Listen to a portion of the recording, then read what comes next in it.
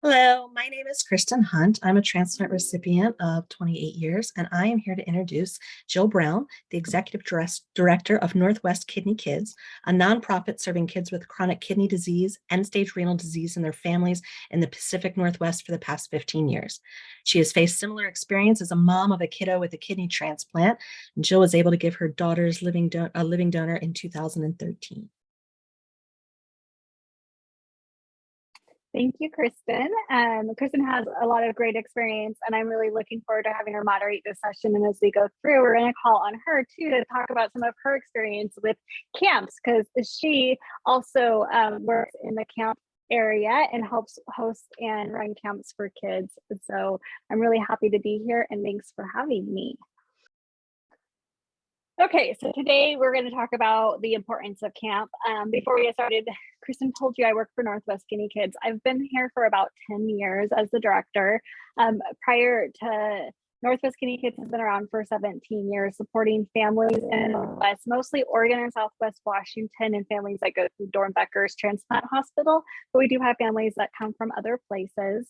And our camp program consists of 3 camps: a family camp, which is for 0 to 18-year-old kidney kids. So kidney kids is kind of defined as somebody who will need a transplant in their childhood.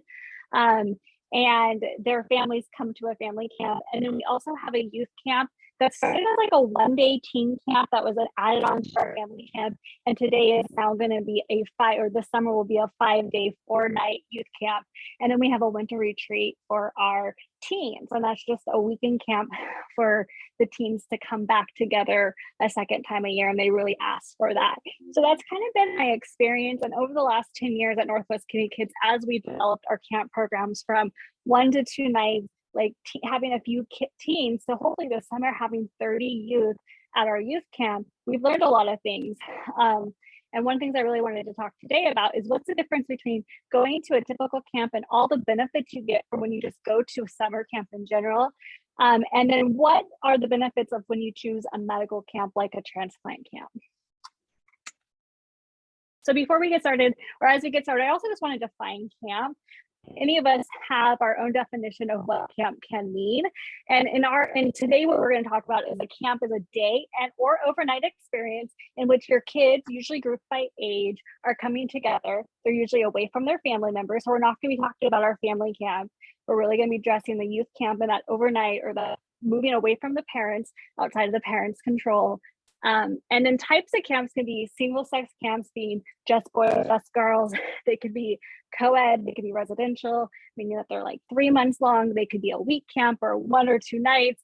They could also be considered a specialty camp. And I would consider these medical camps, like kidney camps and transplant camps, a specialty camp. So summer camps have been really popular for a long time.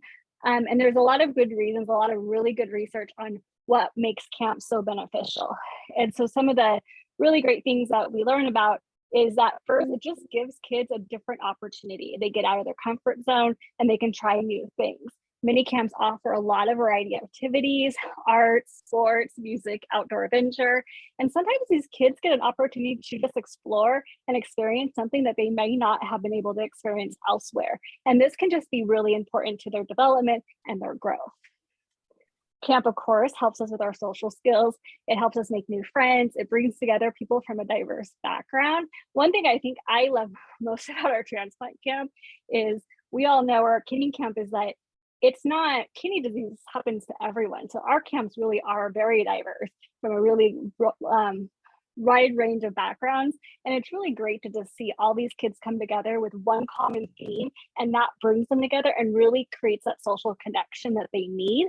And so we'll talk about that in a minute, but just keep in mind that camps are really great about bringing together a lot of different kids from various places. And then the other thing I want to talk about is one thing just generally that's good about camps is the independence and self-confidence that kids get when they come to camp. Being away from home can be challenging for kids, but it's also a really great time for them to show and an opportunity to learn, to show the habits that they already know how to learn, like something like brushing your teeth, taking your shower, getting dressed every day. these are for young kids, opportunity to leave their home, to go somewhere else and show that they can demonstrate these same activities outside of the home without their parents' reminder. And as we talk about medical camps, these are really great opportunities for them to learn and show these skills that they need to learn outside of the home. It helps them build confidence and independence, which will help serve them in the future. And then I think one thing that we all love about camp is the camp just offers us a break from the technology, from the screens, from the day-to-day world that sometimes we all need a break from. Camp often will not focus on screens as its priority. I know though not all camps will also focus on outdoor. Well, our camp is very big on board games. Like our kids really love to connect through board games and through activities such as for development, like team building and stuff, ropes courses sometimes. And so there's a lot of different activities at camp, but it doesn't have to always be technology, though we have used technology for sure as part of our opportunities for activities. So now I kind of want to talk about what's the benefit of a specialty camp or a medical camp like a transplant camp. And I might call it kidney camp because that's what the last 10 years I've been calling it, but I hope that you can kind of take the same language and kind of carry it through. So the number one thing for me, that the most important thing about these medical camps and what they can provide for family is safety. And I also think the security of safety for parents. I know I have a transplant kiddo. She's going to be 13. She'll actually be experiencing her youth camp for the first time this year. And those medications, those time medications twice a day, like they are so important. And I know whoever is in charge of her care at that time of day, they have to also stress the importance of those medications and know that they need to be given. And so when you have a camp, a medical camp, like a transplant camp, those people and those that are providing the camp, we understand the importance of those medications. We understand the importance of their health. We do dialysis at our camp. We follow a renal diet for some of our kids. We know and understand the fluid management needs. But when you have a medical related camp or a medical particular camp like a transplant camp, not only should they have the understanding of policies to take care of that medical diagnosis that they're talking about, but they also should have a medical personnel on the team. And we'll talk a little bit about those questions you should ask any camp that you go to. But one of the things that I really want to stress here is really talking to them about like what is their procedures and policies around medications. And these camps are going to have those outlined where when you're asking some maybe typical camps where they might have one of 100 kids that have a couple medications or a few kids here and there and a couple kids with some emergency meds. That's all super important and they're trained for that. They may not be, for us, we have 30 kids, we know every single one of those kids are going to have some medical needs and they're not asking to transplant, and we're going to be ready for that and we're going to be prepared. The other thing I'd like to talk about is the second thing I think is really beneficial for transplant camps is that health transplant related specific education. We get 30 kids at camp. Most of them go see a pediatric nephrologist or transplanted. Like this is an opportunity to ask them what they would like to learn collectively, ask the families what they see are some needs or some skills or some coping things that they would like their kids to learn. It's also an opportunity for us to work with those pediatric nephrologists in that team, since we are so closely tied to a transplant center, to see what they see. And then we partner with them to come down and help us with that education. We've done transition services, like how to transition, helping kids through that. We've done fun things with pill boxes and medication and candy so that they can learn to sort their own pill boxes for some of the younger kids. Like there's a lot of really great ways that you get a group of 30 kids together that all have a specific medical need that you can use for an education opportunity. And we do try to do it fun.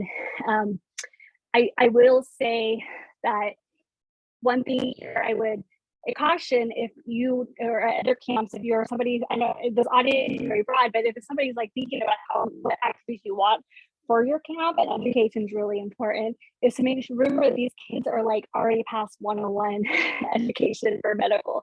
They're really ready for the next level. We've brought a group in that did basic high school, like information of how to be keep your kidneys healthy, but our kids are like, yeah, we know where our kidneys are in our body, thank you. And so I do think that you want to make sure that, you know, the topics are appropriate not only for the age group, but we also want to make sure that the topics are appropriate for what level of information they have already, given that their unique circumstance. And then these are not in order of 1, 2, 3 most important. I think as a parent and then the director of a nonprofit that holds camp, safety is my #1 priority. But honestly, number 3 is probably the priority of everybody else, and that is making connections with others on a similar journey.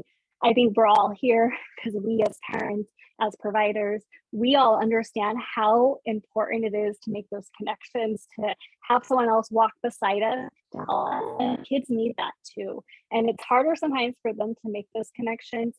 They don't always have access to the same social apps that we have access to online. They're maybe not the ones in clinic talking to another parent that you see quite often. They may have different age children, but camp really does provide them an opportunity to meet somebody who also walks a similar journey. We see countless times where those connections come up in handy, like they can relate to one another. We see all of a sudden there's a situation at camp at winter camp where I don't even know how a G tube got brought up. Maybe my parent and I were talking about our kids having a G tube and what does it look like when it gets pulled? And you know, one of our teens were like, "Oh, look at my G tube hole," and then they started talking about it. And then someone else was like, "When I drink really fast, it feels like it's leaking." And someone else was like, "Oh, that's me too." And here's these kids haven't had G tubes in 5 to 10 years, some of them, right? But they had this common experience and they all were relating to it. And then the other parent and I that were listening were also like, well, good to know that if our kids get their G tube removed and they have this experience later in life, that it's just normal. But I think normalizing their experiences for one another is something that happens when they're able to connect with one another. All counselors are great. Counselors are there because they really want to be great role models for kids. One of the things that we love is our counselors are all young adults with kidney disease, our program managers as well as our marketing director. And I think those connections to looking up to our counselors, to our staff that have had kidney disease, Kristin's another good example, who's our moderator. Like, you can't beat that. These kids, we are not the ones living this journey, having kidney disease. I don't know what it's like to have been on dialysis or transplanted. I gave my kidney to her. I guess I have a little bit of experience, but other than that, I have no idea what my kid really is going through from a connection point that another kid is. And that we can't take that away. And you can't make that happen without that connection and being with each other for a few hours a day and finding those connections year after year and seeing it happen is very powerful. And for us, it's powerful when those kids become adults and they come back and become counselors. And these kids that we know are 2 or 3 are now middle schoolers. And then these counselors that were middle school, high schoolers are now young adults in college. So all of that can be really beautiful at transplant camps and seeing that life does continue and things do happen. At the same time, those stories and those experiences aren't always positive, don't always have the best outcomes. But you know, when that counselor on a hike is sharing with you that they did reject their kidney in their young adulthood because they did not go pick up their medication or they couldn't afford it, or they didn't do their labs, or they got sidetracked with something else and they stopped taking care of their kidney, those are impactful. Those conversations are going to be powerful. I know that when I ever heard that conversation, it's always stayed with me, but I can't imagine a group of kids that were in high school that was listening to this counselor tell them what happened to him and his experience, and maybe and hopefully it'll remind them when they get to that age how important it is to pick up that medication, how important it is to go to those labs, how important it is to go to those appointments. And so one thing we've heard a lot today and we hear a lot about is adherence, right? And our kids adhering 15 to 25, how do we get them to adhere? Give them peer support. I think that's the best way you have them to adhere. Give them someone else to talk to who's been through it, who really can help them with that struggle. And camps are one way we can do that. So what happens if you don't have a transplant related camp near you? So we talked about like typical camps, they offer a lot of the same benefits, without the maybe all the medical components. If you think that your kid has the ability to adhere, like to manage their own medications, to manage their own health, they're old enough, they probably can go to a typical camp. I always believe in inclusive experiences. Those are very important. If you're really set, you really want to transplant camp, you know, talking to families around you, see if there's a way you guys can carpool, you guys can make it work together. I've seen families do that. I know we were just talking about like a lot of this information so now, but a lot of us haven't done summer camps since before 2020 because of COVID and having them immunosuppression population. And so a lot of my information is prior to COVID still. But I know some of the hospitals have like worked with like YMCAs and they've dedicated a week. So this week is going to be when we send our kids or when we encourage our kids. And sometimes those hospitals have had scholarships. So even though it might not be a medical transplant camp, it's like those kids are all going at that week. Sometimes they've done dialysis during that week. So, you know, talking to your social worker in your hospital to see what other opportunities are there. Sometimes they have scholarships. We've had kids access transportation funds to come to camp, and we've had kids fly to our camp. And so there are opportunities depending on where you are and where your kid's at in their health.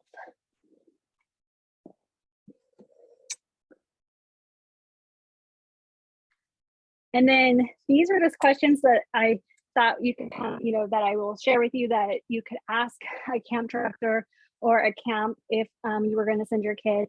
As I said, like you would hope that transplant camps would already have a lot of this figured out and situated and be ready, but I wouldn't not take this list and not ask some of your other transplant related camps. But I think the most important thing is how are medications administered, who's administering medications, where are they kept, where are they stored, who has access, how many people have keys. Like one camp, I mean, these are just horror stories I've heard, you know, of course, but there's always also a lot of positive stories of typical camps. But, you know, if there's only one person who has keys and it happens to be the camp nurse and they happen to leave site after dinner for some reason and go home and they won't be back for 6 hours, well, and the meds are locked up, well, that's a problem, right? And so, you know, these are questions that you really need to ask. Like, have you had medical complicated kids at camp before? What have you done? So but these would be good for anybody, not just those non-medical related camps. That's all the questions I had. I kind of went way faster than I did when I prepared, of course. But I did want to open it up and let Kristin talk about her own experience of running some camps and some of her and what she has done back east. And then if we have any questions and stuff, we can talk about that. Thank you, Jill. So as I said, my name is Kristin Hunt, and I actually work with a kidney camp for a leadership group. So it's kids that are 17 to 21, and we work on things like compliance, taking kind of control of your medical health and being responsible and such. I find camp is amazing. I was a little old when the camps really started coming out, but I've seen kids just so shocked to see, you know, other kids, oh, you take the same medicine as I do. Oh, you have to cath every day too. And it's really amazing to see the bonds they form just, you know, through keeping in touch throughout the years through Facebook and only seeing each other at camp and how much it means to them and how excited they are to see each other thrive and to, you know, encourage each other to thrive and do well. And it's really, it's amazing to see, and it's amazing for campers. Some of my campers are now counselors themselves. So they are setting an example for even more kids to come. You know, I've seen kids that didn't want to take their meds for various reasons and have other kids around them talk them into taking their meds and why it's so important. And to see that with 10 and 12-year-olds is really just kind of shocking.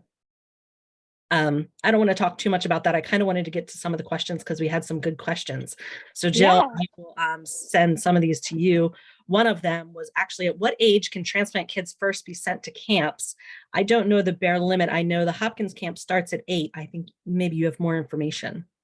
Well, I think every camp's going to have different different requirements, right? Like I know when my daughter was in Girl Scout, she could have gone to like an overnight camp at starting at 6. So if I felt like she was ready and able to, without, I mean, even with her medical stuff, I could have sent her to a Girl Scout camp. So I would just, each camp's going to be very different in their when they allow. We're opening up to 5th graders this year for the first time, so we'll see. I kind of have a desire to go down to 4th grade is kind of where I think our sweet spot is for overnight camp, but we'll see what happens with 5th. Every time you add a new age range in there, it changes the kind of like dynamics for those older kids too. So another question we had was, what precautions for transplant kids should be taken at a regular camp? That I think that's a really good question, especially right now as we're entering a post-pandemic world. So if you're looking at a winter camp, I would probably caution not even doing it, because a lot of these camps you're going to have 9 to 15 kids in a bunkhouse, right? And they're all sharing the same bathroom. Sometimes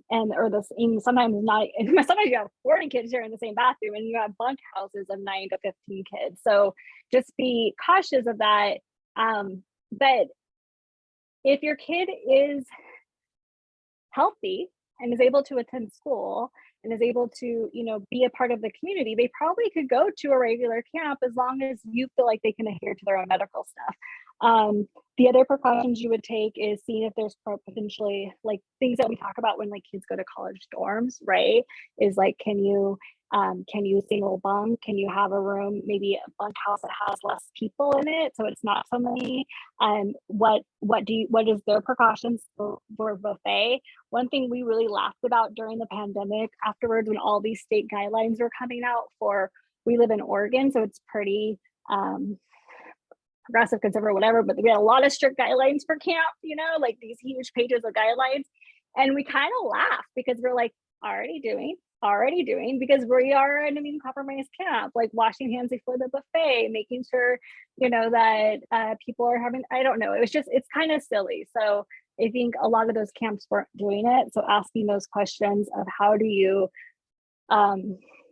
keep things clean? But my guess now is after COVID, most of them have a lot new policies that they're following. Great, thank you. Another one that's a good one that you touched on a little bit, and maybe you could speak to a little bit more, is how you can make sure the camp is going to take good care of their child. I think you have to ask all the right questions. If you keep asking the questions, you're going to hear from a parent perspective, right? Like from your brain and your gut's going to tell you this just can't really understand the importance of my kid's medical needs, and between my kid and what I'm hearing from them, do I feel like they are safe? I laugh because so many times when I'm talking to families, I'm not trying to convince them to send their kid to camp, because I don't think that's my job to do. It's a family decision. But I might know that the kids really wants to come to camp or is really excited, or maybe they're already there, but it's a parent that doesn't want to leave them. And I'll be like, I have 1 to 12 nursing, and we have the doctor, like your child's doctor is actually an on-call doctor for camp. So like, we are good to go. And then I'll be like, oh, I'm a transplant mom. Like, I totally understand how hard it is to leave your kid at camp. And this dad is like, oh, you're a transplant mom? Bye. Like hands off, like I'm going to walk away.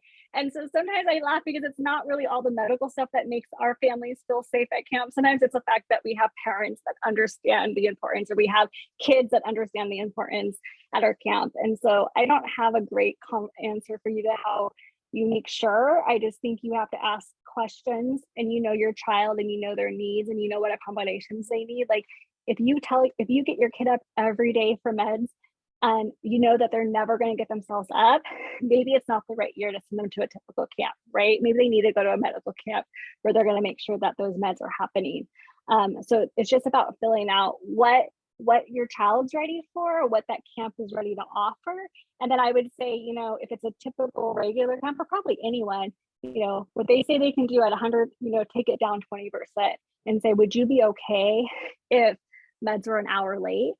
Are you going to be okay if your kid's water hydration wasn't up as high, or they didn't get that bio break that they needed or that they're supposed to have scheduled? Like, you have to understand, like, what are you okay with knowing that they get this experience, and maybe it looks a little different this week. One of the things when I started Northwest Guinea Kids Camp as a transplant coordinator is like, oh, it's camp week. Everyone's labs are going to be bad next week. And I'm like, wait, no. We're not having transplant camp and our transplant coordinator is dreading it because the lab's the following week, right? Like, let's change this. Let's make sure our kids are staying hydrated during camp, right? Let's make sure that our kids are whatever's changing the labs. And then let's like remind them not to do labs the week after camp. Let's just wait another week, right? But I think, you know, we can be a good partner with our physicians and our providers as well. So. All right. I think that's the only other question we had was how to find camp resources and financial resources. I know you said they can talk to their social worker, and I believe Anna Sarah put a link in the chat of a list of transplant camps. Okay. Yeah, so I think I will just add for looking, how will you know that a camp will take good care of your child? You know, when you do ask the questions, it's the answers you want to hear. If you say, you know, how many nurses are at camp, and they say, oh, we have a couple, maybe not the greatest. If they say we have one for every so many kids, you know that they have a thought and a plan to it. And it is good to ask, how do they check and make sure my kid's taking their medication? Because my kid's really forgetful and will forget to show up. Our nurses will track them down at lunch before we start eating and be like, hey, here are your meds. Where were you? You know, so I think getting the answers to some of those questions and the way people answer it will really help. There's another list of camps that are that was just posted too for the question about where to find transplant camps. I know ours, there's only really one. It's Camp All Stars, so it can be limited. Is there any other questions anyone wants to put in the chat?